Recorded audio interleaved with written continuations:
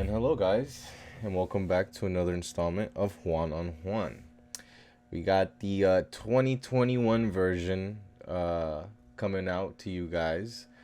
Uh, and the first one of the year, we're going to start it off with my Bullish or Bearish report, which I'm taking it from digital written to digital video, question mark. But we're going to go ahead and get right into it. Your Bullish or Bearish report for the 2021 Miami Dolphins versus the Atlanta Falcons. There goes Mike Gesicki. My goodness. I'm OG, y'all new to the game. Powers in for the Miami touchdown. Patrick's going to take a deep shot for Preston Williams. What a start. Tua down the middle. Picked off by Byron Jones. Dolphins score.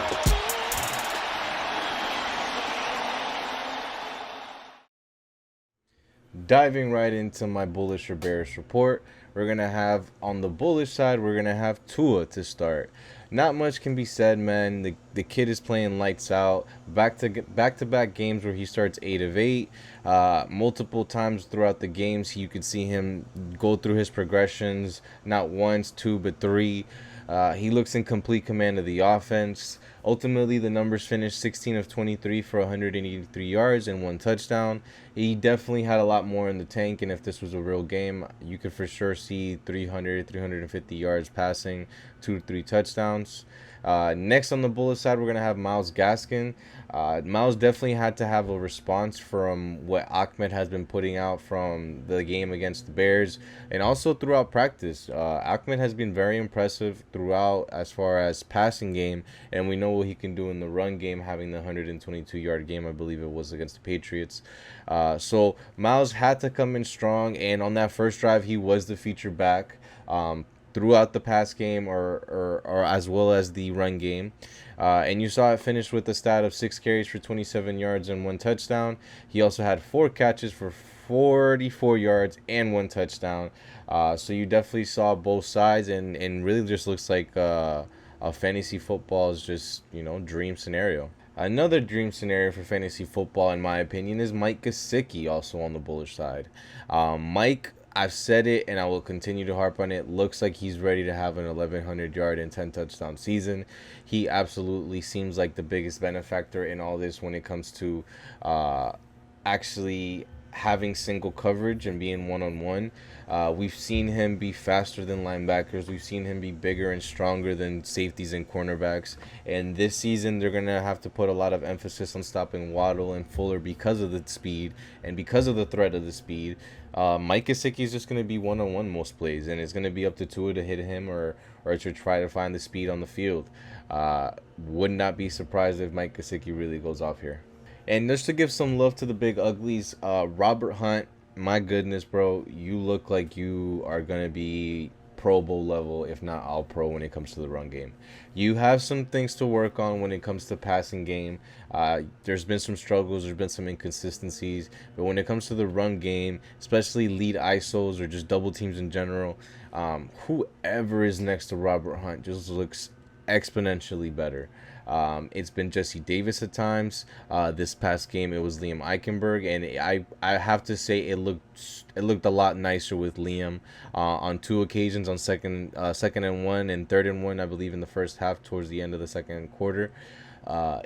Definitely looks a lot smoother, and it gives you hope for the future of what that side could potentially be with Robert Hunt and whoever decides to be at right tackle. Another guy that deserves some consideration from the defensive side of the ball is going to be Eric Rowe. Eric Rowe is definitely somebody who this season or this offseason seems to have taken another step forward.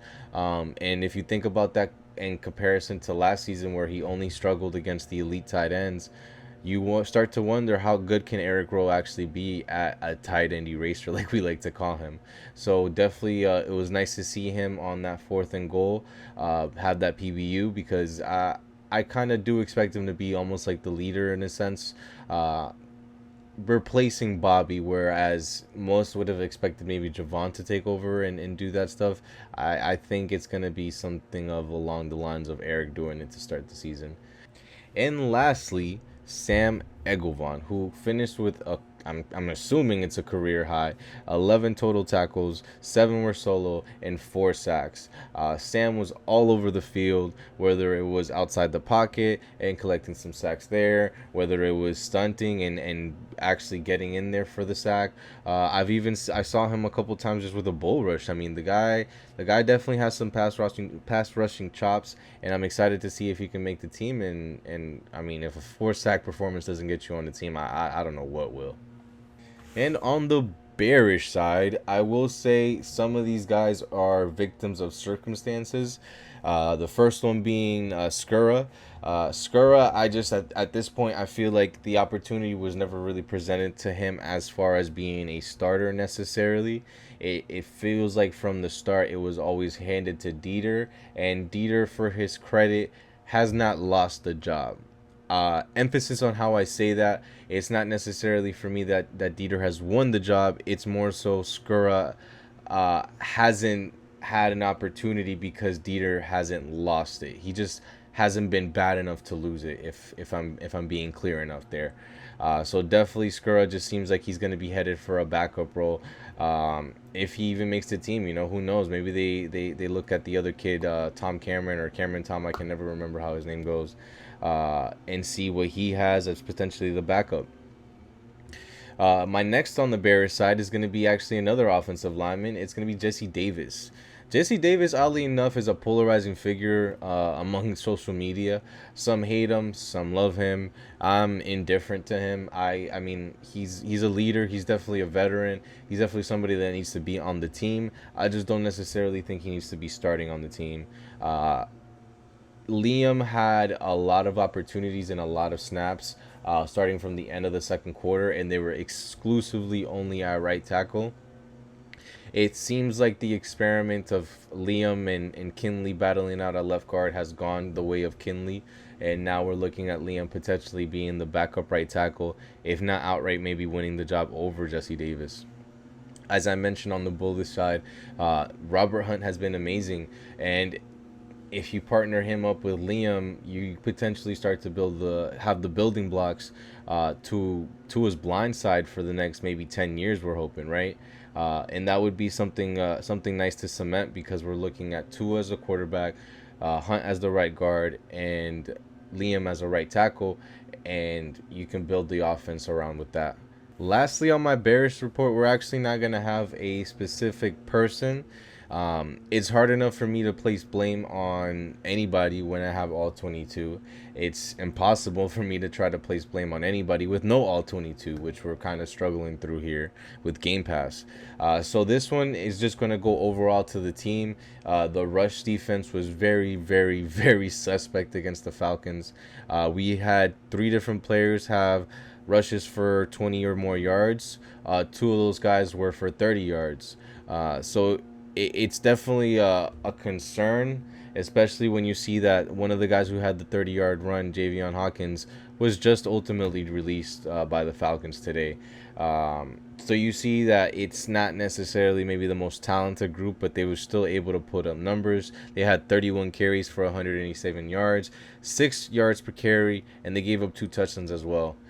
If we want to be the team that we want to ultimately be, our rush defense cannot be what hinders us. It has to be what pushes us forward, because we know what we have on the back end with Rowe, with Xavier, with Byron, with basically all of our DBs. We're one of the top units back there. It's up to the rush defense to basically get up to par, and we'll see if they can get it done. Thank you guys for your time. Appreciate you. Till next time, subscribe, follow, all that good stuff. Peace. Dolphins score!